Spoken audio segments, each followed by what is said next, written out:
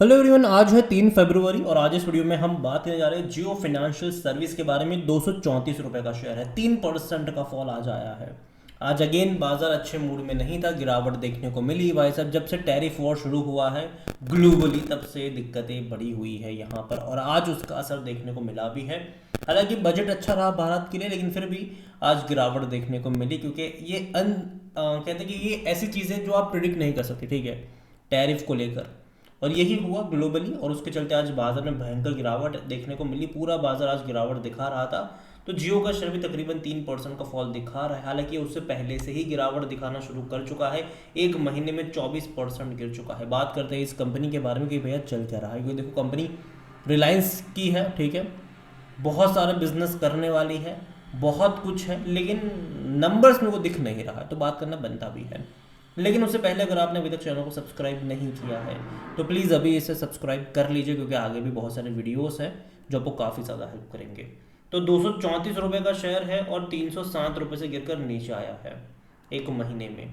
एक साल में अगर आप देखो तो 19% का फॉल है। इस बीच तेज़ी दिखाई थी, 395 रुपये पर गया था ये, और ये वहाँ से गिरा है। जो मेजरली फॉल हमें यहाँ पर देखने को मिला है वो दिसंबर में देखने को मिला है, दिसंबर जनवरी में देखने को मिला है। तकरीबन 350 रुपये से गिर कर आया है ये। तो भाई साहब भयंकर गिरावट यहाँ पर देखने को मिली है। और अगेन देखो, कंपनी, अगर मैं गिरावट की बात करूँ तो भाई साहब इससे पहले भी गिरावट दिखा चुका था, लेकिन ये बहुत बड़ी गिरावट है इस बार, लिस्टिंग से लेकर अब तक। और जैसे कि मैंने पहले ही कहा कि कंपनी कई सारे बिजनेस में एंगेज हो रही है, तो एक इनिशियल शुरुआत हो चुकी है इनका म्यूचुअल फंड से जुड़ी हुई। तो जियो फाइनेंशियल सर्विस और जो भैया ब्लैक रॉक के साथ मिलकर ही कंपनी शुरू कर रहे हैं, म्यूचुअल फंड बिजनेस शुरू कर रहे हैं। तो फोकस में रहा, क्योंकि कंपनी जो है वो तकरीबन 117 करोड़ रुपए इन्फ्यूज करने वाले हैं यहाँ पर। जियो और ब्लैक रॉक, यूएस का देखो ब्लैक रॉक बहुत बड़ा ग्रुप है, ठीक है, बहुत बड़ा इन्वेस्टमेंट फर्म है ये। और दोनों मिलकर यहाँ पर 117 करोड़ रुपए म्यूचुअल फंड बिजनेस में डालने वाले हैं। दोनों का 50-50 का जॉइंट वेंचर है ये। और रिलायंस की अगर हम बात करें तो देखो, जियो फाइनेंशियल सर्विस के अंडर में बहुत सारे बिजनेस इनके आने वाले हैं। चाहे इंस्टेंट लोन की बात करें, देखो अभी भी इनका इंस्टेंट लोन का बिजनेस चल रहा है, लेकिन यहाँ पर भी ये एक स्टेप और ऊपर जाएंगे, वो होगा होम लोन वगैरह। अभी स्टार्ट नहीं है, लेकिन वो भी करेंगे यहाँ पर ये। इंश्योरेंस की बात करें तो वो भी है, और वो बहुत बड़ा प्ले इनका होने वाला है आने वाले टाइम में।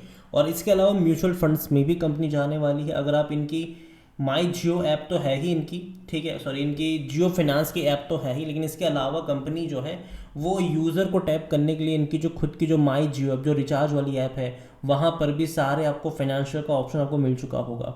वहाँ से अगर आप क्लिक करोगे तो आपको वो इन सारी सर्विसेज पे लेके जाएगा।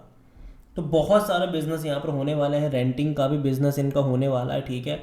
डिजिटल बैंकिंग की बात करो, यूपीआई पेमेंट्स की बात करो, इवन ब्रोकिंग के बिजनेस में भी कंपनी आने वाली है। जो ज़रोदा ग्रो हम देख रहे हैं, उनको टक्कर मिलने वाली है इनसे।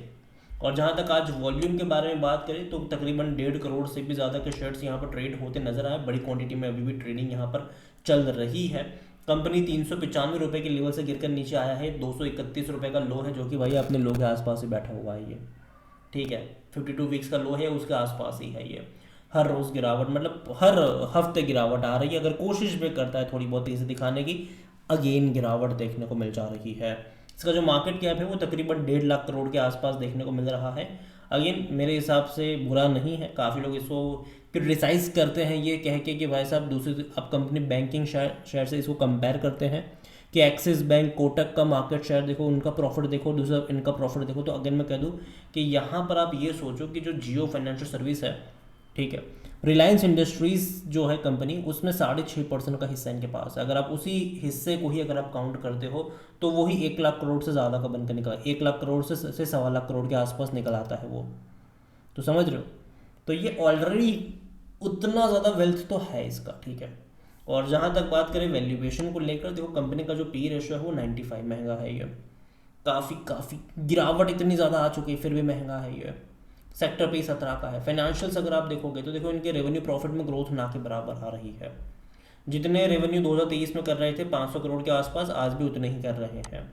प्रॉफिट भी जो 300 करोड़ के आसपास था आज भी उतना ही कर रहा है। सिर्फ सितंबर क्वार्टर में रेवेन्यू प्रॉफिट बढ़ जाता है क्योंकि रिलायंस इंडस्ट्रीज उस दौरान डिविडेंड पे आउट करती है, और जैसे कि मैंने कहा 6.5% का हिस्सा इनके पास है, तो उनको उस हिस्से के हिसाब से डिविडेंड भी मिलता है, तो वो पैसा यहाँ पर जुड़ जाता है। तो उसके चलते आपको सितंबर में ज़्यादा नंबर्स देखने को मिलते हैं, और एक्चुअली में इनका जो रेवेन्यू है वो 500 करोड़ में सिमट जाता है, जो प्रॉफिट है वो 300 करोड़ में सिमट जाता है। लेकिन जो मेन ग्रोथ इनका है वो इनके फ्यूचर प्लान में, फ्यूचर बिजनेस में है। चाहे और अगर हम बात करने जाए लेंडिंग की भी अगर हम बात करें, ठीक है, तो होम लोन अगर स्टार्ट करेंगे तो अगेन एक बहुत बड़े टिकट का साइज़ यहाँ पर आ जाएगा।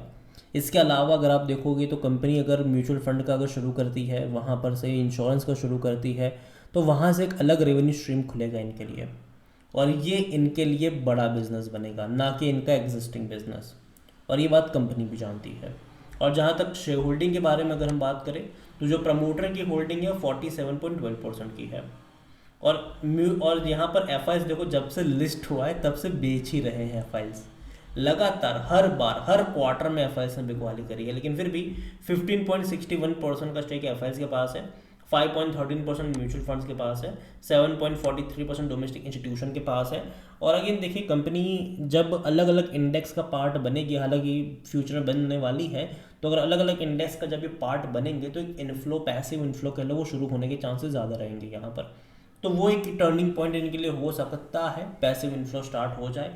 और रिटेल की जहाँ तक बात करें तो उनकी होल्डिंग यहाँ पर 17.09% की, और जो अदर पार्टीज है वो 7.62% का स्टेक यहाँ पर लेकर बैठे हुए हैं।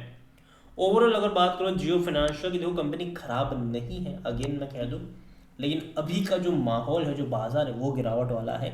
लेकिन फिर भी मैं कहूँगा कि लॉन्ग टर्म के लिए नज़र गड़ाए रखिएगा इस कंपनी के ऊपर, क्योंकि देखो पोटेंशियल है, क्योंकि जियो का जो मैनेजमेंट है जियो फाइनेंशियल का, वो काफ़ी स्ट्रांग और काफ़ी बड़ा मैनेजमेंट। हालांकि भैया बीच में मीम्स कई सारे वायरल हो रहे थे कि जो मुकेश अंबानी जिस कंपनी में इन्वेस्ट करते हैं उस कंपनी में शेयर मार्केट में कुछ खास अच्छा परफॉर्म नहीं करती वो कंपनियां, जैसे कि TV18 हो गया, आलोक हो गया, नेटवर्क 18 हो गया, बालाजी हो गया, वो कोई अच्छा परफॉर्मेंस किसी ने नहीं करा पिछले कुछ सालों में। और जियो का भी यहाँ पर अभी यही हो रहा है, ये बिल्कुल वहीं पर आ चुका है जहाँ से ये शुरू हुआ था, बल्कि और नीचे की तरफ भी धंस रहा है।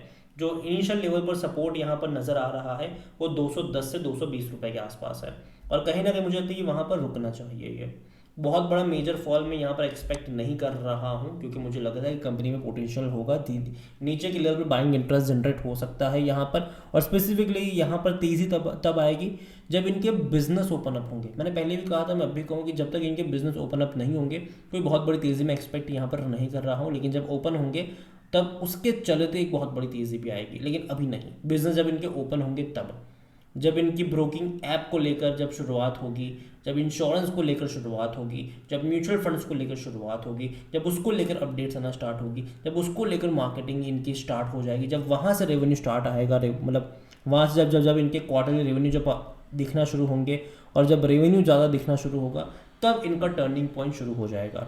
तब तक के लिए देखो यहाँ पर इंतज़ार ही आपको करना पड़ेगा, ठीक है, और कुछ यहाँ पर कर नहीं सकते हैं। तब तक इंतज़ार ही यहाँ पर करना पड़ेगा, और अगेन खरीदारी तभी करो जब आप पेशेंसली यहाँ पर रहने के लिए तैयार हो, कम से कम 2-3 साल के लिए। अगर नहीं हो तो दूर बैठो, तमाशा देखो, सीधी सी बात है यहाँ पर। और कहीं ना कहीं मुझे लगता है कि जो लेवल है 210-220 का, वहाँ पर एक सपोर्ट कह लो, बेस कह लो, बनना चाहिए। अगेन देखिए ये मेरा पर्सनल ओपिनियन है, ठीक है, कोई भी इन्वेस्टमेंट एडवाइस नहीं है। ये वीडियो को यहीं पे एंड करता हूँ। पसंद आया हो तो लाइक करो, शेयर करो, चैनल अगर पहली बार है तो प्लीज़ सब्सक्राइब करें। और जियो फाइनेंशियल सर्विस के बारे में आप क्या सोचते हैं वो भी आप मुझे कमेंट में लिख के बता सकते हैं। Thank you.